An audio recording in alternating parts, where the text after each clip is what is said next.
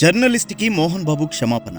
మంచు మనోజ్ మొన్న మంగళవారం రాత్రి జల్పల్లిలోని మోహన్ బాబు ఇంట్లోకి గేటు దూకి లోపలికి చొరబడుతున్న క్రమంలో కొందరు మీడియా వాళ్ళు మనోజ్ని అనుసరించి లోపలికి వెళ్లారు.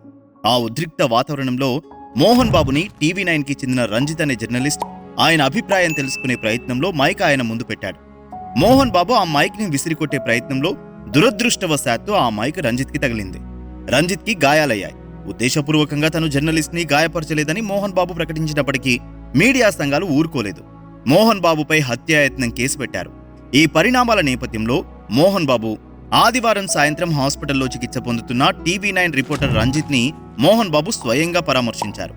మోహన్ బాబుతో పాటు ఆయన కుమారుడు విష్ణు మంచు కూడా ఉన్నారు. రంజిత్ ని పరామర్శించిన మోహన్ బాబు బహిరంగంగా బేషరతుగా రంజిత్ కి ఆయన కుటుంబంతో పాటు మొత్తం మీడియా అందరికీ మోహన్ బాబు క్షమాపణలు చెప్పారు.